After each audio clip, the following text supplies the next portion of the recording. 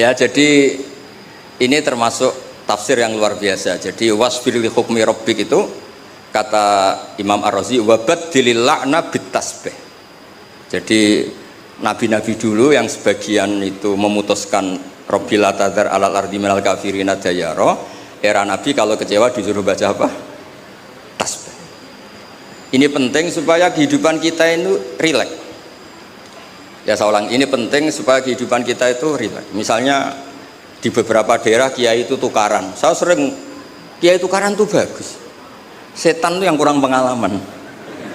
Orang kiai-kiai itu kan orang-orang soleh, punya saudara 5 tukaran semua, itu pindah Papua bikin pondok, pindah Medan bikin pondok, di Kalimantan malah pondok ada di mana-mana.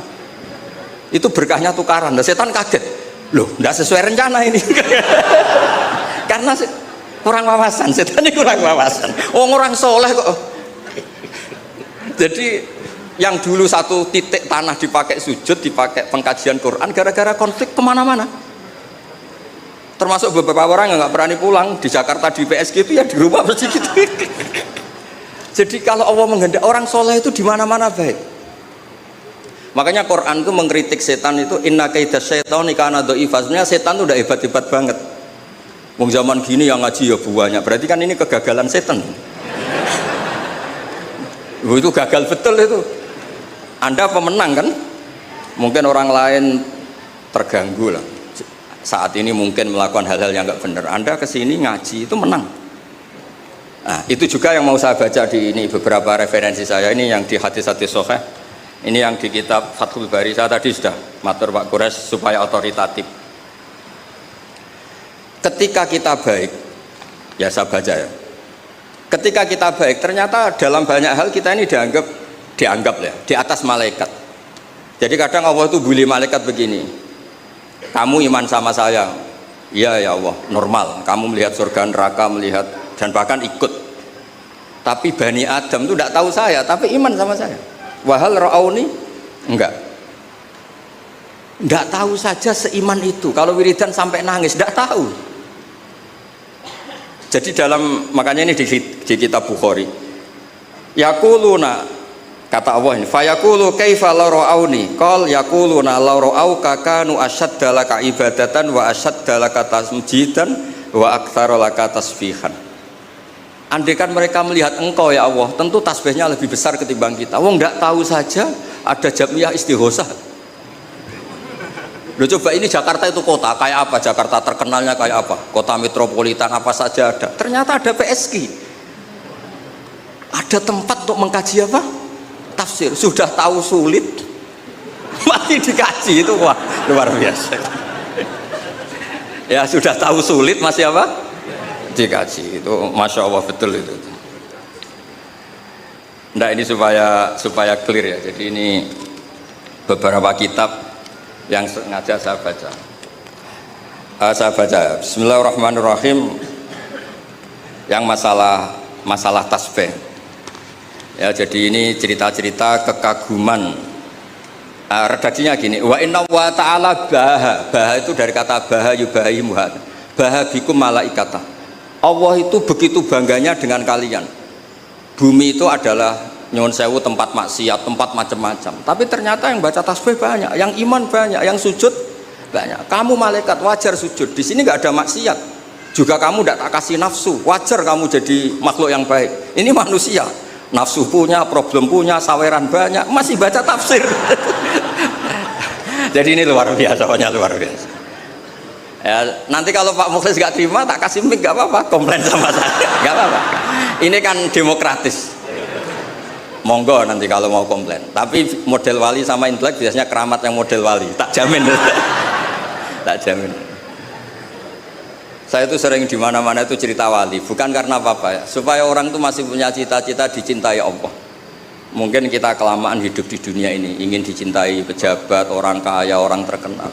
Mbok ya, kamu itu makhluk, ingin ya dicintai Allah Subhanahu wa taala. Allah ngendikan Allah waliyul ladzina amanu yukhrijuhum minadz-dzulumati ilan nur. Jadi supaya orang itu nganggep wali tidak wow, terus kita kayak wali songo, itu tidak perlu seperti itu. Kalau kamu kayak wali songo malah tak komplain, karena saya pasti tidak percaya. Kita jadi wali yang gampang-gampang. Saya berikan satu hadis yang resep jadi wali. Innallaha ta'ala la yardo, ini hadis sahih Muslim. Innallaha ta'ala la yardo anil abdi idza aklal aklata fayahmadahu 'alaiha aw yashraba syarbah fayahmadahu 'alaiha. Itu pakai inna itu taukid, masih pakai lam li taukid. Allah itu sangat ridho kalau orang itu makan ketika per lukmah itu membaca tahmid. Ya Allah, alhamdulillah bisa makan, alhamdulillah bisa minum. Orang diridhoni Allah itu di atas wali.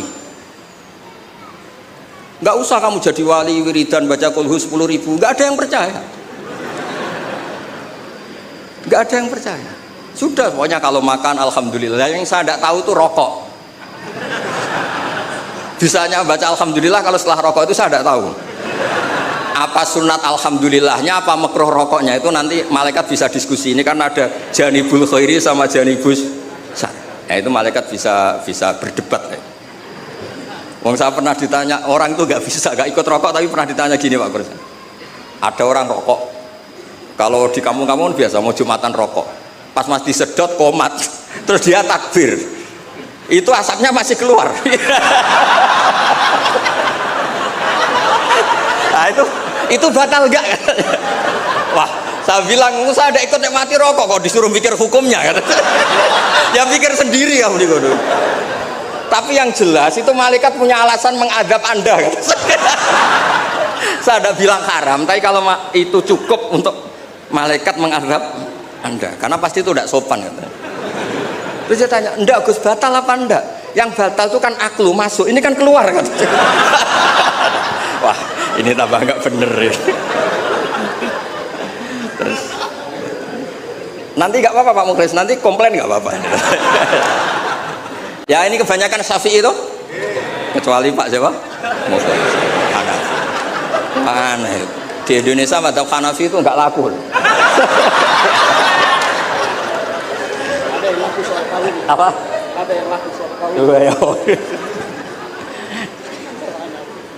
Ya jadi supaya ngaji ini rileks, memang saya itu sering dipesan sama bapak saya, namanya Kiai Nur Salim. Bapak saya itu pesan saya itu dua, satu kamu harus hafal Quran kayak hafal Fatihah. Bapak saya itu terkenal di Rembang kalau baca Quran itu wanyah sekali. Kedua, jangan pernah kalau ada orang ngaji itu dibikin susah. Kata bapak saya, di rumah dimarahi istri, di tempat ngaji dimarahi ustadz. Dapat dua marah dua kali, itu aja maksudnya. Terus beliau mesti pakai dalil kul bi fadlillah wa bi rahmati fa bidzalika falyafrah. Orang tuh harus ceria. Maksiat saja bisa bikin ceria, masa kita taat tidak bisa apa? Ceria. Makanya Nabi ngintikan wa qurratu aini fi sholat. Saya ini kalau sholat senang sekali. Ya karena orang baik itu pasti senang dengan hal-hal yang apa? Baik. Makanya saya kesini itu, makanya jangan pernah ngundang saya, itu tidak akan hasil. Saya terkenal itu. Saya itu hanya mau diundang yang pernah sepuh. Saya kemarin mulai itu di Pak Hamid Pasuruan karena sepupunya Mbah. Di Kiai Sahal juga masih sepupu. Terus di sini karena itu. Ya tadi diancam kalau tidak datang saya kata. Alhamdulillah akhirnya sami'na wa ata'na. Jadi saya mohon semohon-mohonnya. Jadi Nabi Muhammad SAW memang dari awal tidak boleh ngikuti melaknat orang yang balelo. Sebab itu ketika Nabi menyamakan dirinya, ketika melihat Nyun Sewu Umar temperamental, masaluka ya Umar kamasali Nuh ifqala Rabbila tadzar alal ardi minal kafirina daya. Wa masaluka ya Abu Bakrin kamasali Ibrahim ifqala faman tabi'ani fa innahu minni wa man asani fa innaka ghafurur rahim.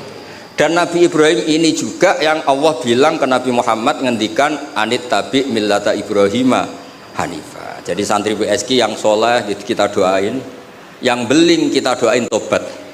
Jangan diusir Pak Mukhlis. Kalau diusir menjadi orang lebih nakal, nanti Anda yang ditanya sama Allah. Sudah baik-baik di PSG kamu usir, sekarang di tempat maksiat. Kita yang kena hisab. Karena syariat kita faman tabi'ani fa innahu minni wa man asani fa innaka ghafurur rahim. Kalau tidak bisa semua karena kita punya ghirah, punya bughdu alil ma'asi, misalnya kita orang soleh yang benci sama maksiat. Kamu ikut saja Nabi Isa. Ketika tidak bisa memilih, kembalikan ke Allah, yaitu bertasbih. Kata Nabi Isa, in tu'adzibhum fa innahum ibaduk wa in taghfir lahum fa innaka antal azizul hakim. Itu kan hamba jenengan Gus, itu ndak wilayah saya, monggo terserah jenengan. Wong kula ora melok gawe kok jenengan elok-elokno. Saya ndak ikut bikin ya, monggo itu wilayah jenengan. Jangan ngambil sikap kemudian Anda itu salah. Misalnya begini, tanpa ngurangi hormat, Sayyid Abdul Hasan Asyadili dalam satu mukasyafahnya itu ketemu Nabi Nuh sama Nabi Muhammad Shallallahu Alaihi Wasallam. Itu Nabi Nuh kan melaknat orang kafir sampai habis. Kata Abdul Hasan Asyadili, di Indonesia kan banyak thariqah Syadiliyah. Lau alima Nuhun, andekan Nabi Nuh pirsa bahwa fi asla birijalil kufar, itu ada gen-gen yang nanti menjadi muslim, maka nggak boleh dipasutkan karena nanti akan melahirkan orang-orang apa? Muslim. Kita tahu Abu Jahal punya anak Ikrimah, Abu Lahab punya anak Darrah, Walid yang musuhnya Nabi punya anak Khalid. Kita kan tidak pernah tahu. Maka ketika Malakul Jibal menamari Nabi Muhammad menghancurkan kabilah ya Abdu Yalil, juga beberapa kawasan di Mekah, di Hijaz saat itu, kata Allah, Jibril bilangkan ke Muhammad, ingin mereka tak habisi apa Muhammad sabar. Terus kata Malakul Jabal, in syi'ta ya Rasulullah an udbiko alaihim al-akhsyaben, kalau kamu mau ini dua gunung mau sabarkan di sini supaya mati semua. Apa jawaban Rasulullah SAW? Bal arju ayyukhrijawah min aslabihim ma ya'budu wa la yusyriku bihi syai'an. Saya sebagai nabi tetap berharap meskipun bapaknya belum iman, anak cucunya apa? Iman. Dan itu yang dilakukan para wali songo, juga yang dilakukan di PSG. Sehingga alhamdulillah barokah harapan itu kita tetap hidup pede, percaya diri mengelola zaman yang seperti ini. Karena di Quran ada ayat mengelola zaman seperti itu, membaini farthi wadamil labanan kholison sa'ihol disyarikin. Allah itu bisa mengelola, mengeluarkan susu dari sapi, padahal materinya sapi itu ada dam, ada darah, wal farsen ada apa? Kotoran. Tapi Allah tetap segampang itu membuat sapi-sapi itu mengeluarkan apa? Susu. Jadi kamu tidak perlu risau, wah zaman sudah gini nggak ada nabi, adanya Pak Mukhlis gitu, tidak usah gitu. Sudah, kalau mau menghendaki tetap soleh, gampang itu. Nah itu baca tasbih. Napa baca napa? Tasbih. Makanya badilil la'na bit tasbih. Nggih, ngoten. Assalamualaikum warahmatullahi wabarakatuh.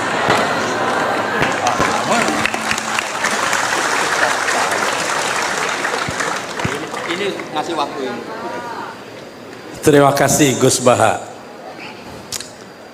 Saya tadi lupa untuk menyampaikan disclaimer di awal, sehingga kena roasting terus tadi. Waktu kunjungan Syekh Al-Azhar bulan Juli yang lalu, begitu pertama ketemu dengan Gus Baha ini, saya diwasiati, Pak Mukhlis bisa nggak tirakat dari kegiatan? Jangan bikin kegiatan yang undang-undang kita melulu katanya. Jadi diminta tirakat kegiatan. Dan kali ini kita kerjain lagi dia. Tapi saya ingin disclaimer ke Gus Baha bahwa saya pun sebenarnya pihak yang diundang juga di sini. Jadi kita sama-sama korban sebenarnya. Sudah tahu kan yang ngatur-ngatur tadi. Terakhir, Rasulullah telah berjasa, bukan hanya berjasa kepada kita, berjasa kepada umat manusia seluruhnya, muslim dan non muslim. Mari kita berterima kasih pada beliau. Qul la as'alukum alaihi ajran illal mawaddata fil qurba. Saya tidak minta upah dari apa yang telah aku lakukan kecuali mencintai keluargaku. Siapa keluarganya? Saya ingin menganut faham yang memperluas makna keluarga Nabi. Siapa itu? Semua yang dekat pada Nabi. Umatnya itu keluarganya. Bukan cuma orang Arab, bukan cuma turunannya. Salman minna ahlal bait. Salman itu orang Persia, keluarga kita. Orang Indonesia, keluarga Nabi. Selama Anda dekat pada Nabi, cintailah keluarganya, cintailah bangsanya. Bukan cuma Arab, cintai umat manusia. Itulah kemanusiaan yang adil dan beradab. Itu mestinya salah satu cara kita memperingati Maulid Nabi Shallallahu Alaihi Wasallam. Tidak sekedar berkumpul, makan-makan, biaya besar. Tidak. Kita harus mengambil suatu pelajaran. Oh, ini toh, begini toh Nabi, begini toh hubungannya dengan kita. Dan akhirnya saya ingin mengutip lagi Al-Aqad. Dia katakan begini. Kita tidak bisa menguraikan tentang Nabi Muhammad Sallallahu Alaihi Wasallam secara sempurna. Untung, katanya, untung. Beliau adalah gunung yang tinggi dan besar. Tetapi jari telunjuk lebih mampu memberi isyarat kepada gunung dan memuaskan yang melihatnya daripada kedua belah tangan untuk merangkulnya. Kita tidak bisa rangkul itu semuanya, kita hanya menunjuk dari jauh. Itulah Nabi Muhammad. Pandanglah dia, Anda akan terkagum-kagum dan insya Allah terdorong untuk mendekatkan diri kepada Allah dan berusaha bersahabat dengan Rasulullah Sallallahu Alaihi Wasallam. Wassalamualaikum warahmatullahi wabarakatuh. Alhamdulillah.